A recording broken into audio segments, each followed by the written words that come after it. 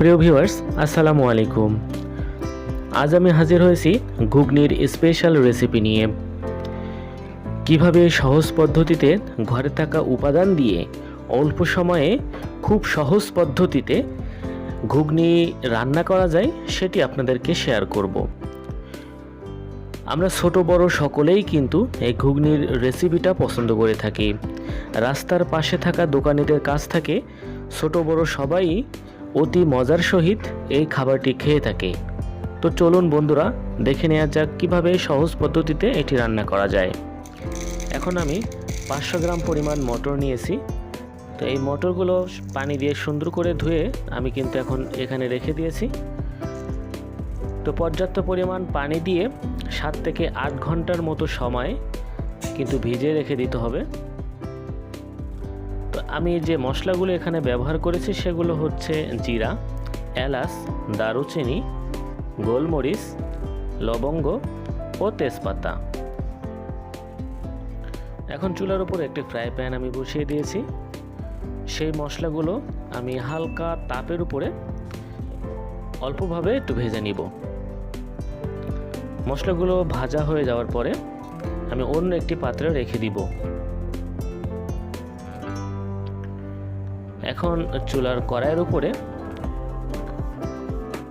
7 থেকে 8 ঘন্টার মতো সময় ভিজিয়ে রাখা মটরগুলো আমি দিয়েছি।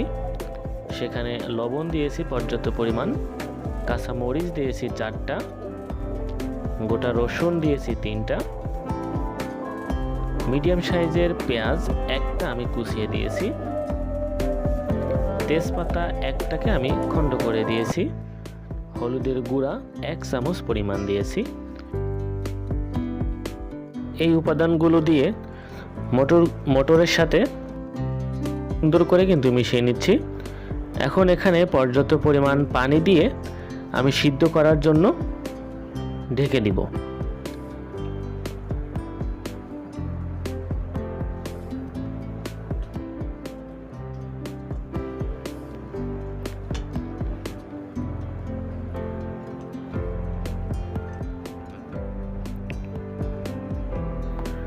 আধা ঘন্টা পরে আমি ঢাকনাটা তুলে মটরটা দেখুন বন্ধুরা সিদ্ধ হয়ে গেছে।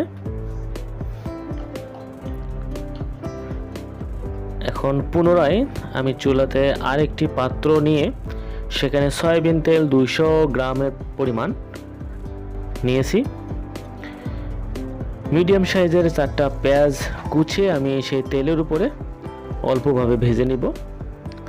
সেখানে লবণ 1 চামচ পরিমাণ দিয়েছি, রসুন 1 চামচ পরিমাণ দিয়েছি, জিরা বাটা 1/2 চামচ দিয়েছি, মশলা বাটা 1/2 চামচ দিয়েছি, গোলমরিচ 1/3 কাপ পরিমাণ দিয়েছি, আদা বাটা 1/3 কাপ পরিমাণ দিয়েছি। সবগুলো উপাদান এখন পেঁয়াজের সাথে ভালোভাবে মিশ্রণ করে নিচ্ছি। এখন শুকনো মরিচের গুঁড়া আমি 2 চামচ পরিমাণ ব্যবহার করেছি।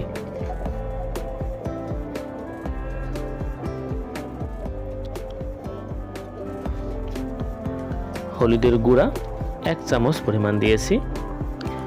আবারও পেঁয়াজের সাথে উপাদানগুলো সুন্দর করে মিশ্রণ করে নিচ্ছি।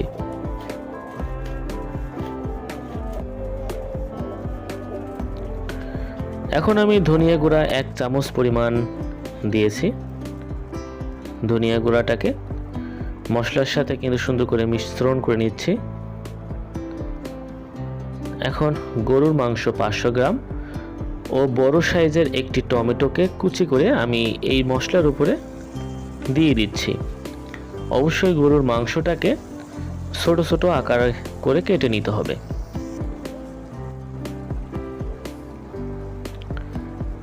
গরুর মাংস টমেটোকে মশলার সাথে ভালোভাবে মিশিয়ে নিচ্ছি এবং এখন লেবুর রস অল্প পরিমাণে দিচ্ছি। উপাদানগুলো এখন সুন্দর করে আবারও ভালোভাবে নেড়ে নিচ্ছি।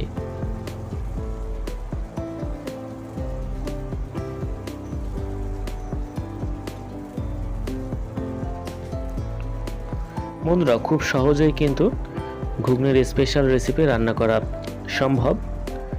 এখন আমি মিডিয়াম সাইজের 3টা আলু ছোট ছোট বা খণ্ড খণ্ড করে আমি এই উপাদানের উপরেই কিন্তু ছেড়ে দিয়েছি। গরু মাংস, টমেটো এবং অন্যান্য মশলার সাথে ছোট বা খণ্ড খণ্ড করা আলুগুলোকে মিশিয়ে নিব।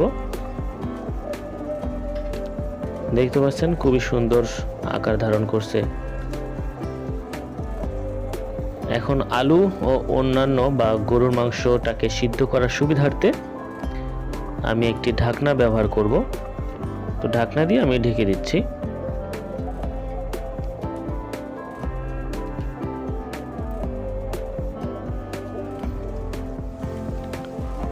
পনেরো মিনিট পর আমি ঢাকনাটা তুলে একটু অল্পভাবে বা আলতোভাবে একটু নেড়ে দিব। শুরুতেই যে মশলাগুলো আমি ভেজে নিয়েছিলাম সেটিকে গুঁড়ো করে আমি এখন এই রান্নার উপরে ছেড়ে দিচ্ছি।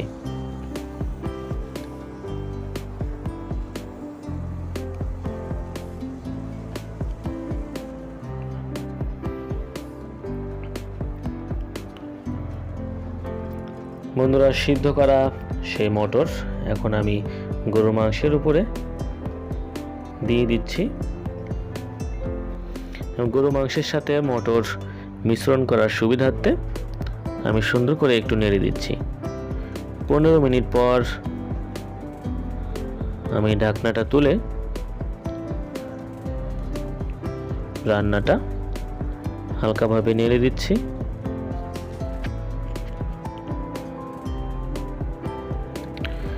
অল্প পরিমাণ লবণ আমি আবারও ব্যবহার করেছি। শুরুতে এই লবণের পরিমাণটা একটু কম হয়ে গেছিল, তো আপনারা লবণ আপনাদের স্বাদ মতো ব্যবহার করবেন। আমার আলু এবং মটর কিন্তু সিদ্ধ হয়ে গেছে, রান্নাও আমার কমপ্লিট। তো চলুন পরিবেশন করা যাক।